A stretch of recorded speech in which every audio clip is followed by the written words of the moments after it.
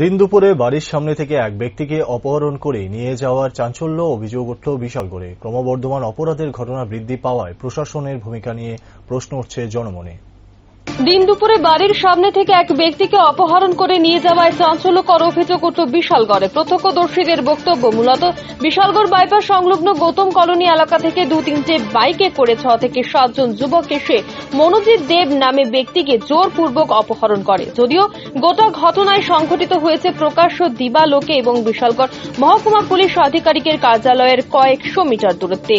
সঙ্গে সঙ্গে পরিবারের লোকজন বিশালগড় থানায় এই বিষয়ে অভিযোগ জানায়। এই প্রসঙ্গে সংবাদ মাধ্যমের মুখোমুখি হয়ে পরিবারের লোকজন জানান, কে বা কারা এই ঘটনা সংঘটিত করেছে সে বিষয়ে কিছুই বুঝে উঠতে পারছে না পরিবার। তবে অপহরণকারীরা বিশালগড় অফিস টিলা এলাকারই বলে প্রত্যক্ষ করেছে অনেকেই। আমার ছেলেরা দোকানের সামনেতে দইরা বাচ্চা মাত্র লয়ে গেছে জঙ্গলের দিকে, বাইপাসের দিকে, নাম জানি না। ওয়ান শুনতাছি আবার অফিস টিলার পোলাভান হইল, কইতারি না কোন পোলাভান লয়ে গেছে। আমি বিছরে গেছি, ভাইছি না।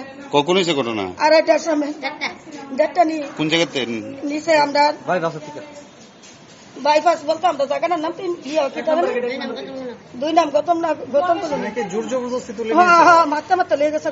আপনার ছেলের নাম কি? আমার ছেলের নাম হচ্ছে মনোজিৎ দেব। বয়স কত?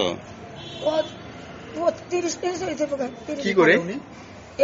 কোনো কাজকর্ম করে না, এমনি অফিস কাছারি একটু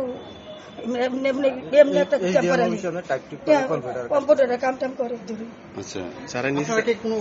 অনুমান করতে পেরেছেন? আমরা তো দেখবো, আমি তো বাইতে আইসি, আমার একজন সংবাদ দেন, আমি দৌড়িয়েছি। কি গাড়ি জানিছে? কয়টা বাইক এসলো? 3টা বাইক নিখোঁজ করে নিছে। এখন থানাতে জানিয়েছেন? না, ওখানে আইসি। অন্যদিকে অভিযোগ জানানোর কিছু সময় অন্তর আচমকা অপহরণকারীরা খোদ বাড়িতে এসে ছেড়ে দিয়ে যায় উক্ত মনোজিৎ দেবকে, জানিয়ে আরো রহস্য সৃষ্টি হয়েছে। প্রত্যক্ষদর্শীদের বক্তব্য যে সকল যুবকগুলো এই অপহরণের ঘটনা ঘটিয়েছে তাদের বয়স অতি অল্প। এই ঘটনাগুলোর ফলে স্বাভাবিকভাবে প্রশ্ন উঠতে শুরু করেছে জনমনে। আদতে পুলিশ প্রশাসনের ভূমিকা কি বিশালগড় জুড়ে? কারণ প্রায় প্রতিদিন চুরি, ছিনতাই, অপহরণ, নেশা কারবার এবং পাচার বাণিজ্যের সংবাদ স্থান পাচ্ছে শিরোনামে। অথচ রাষ্ট্রপতি কালার্স পুরস্কার প্রাপ্ত বিশালগড় থানার বীর পুলিশ বাবুরা অপরাধ দমন তো দূরের কথা, অপরাধীদের চিহ্নিত করে তাদের বিরুদ্ধে পদক্ষেপ পর্যন্ত নিতে পারছে না, যার ফলে অপরাধের পরিমাণ কার্যত দিনের পর দিন বৃদ্ধি পাচ্ছে গোটা বিশালগড় জুড়ে এবং এক প্রকার নিরাপত্তাহীনতায় ভুগছে গোটা বিশালগড়বাসী। Bureau report, Rising Tripura.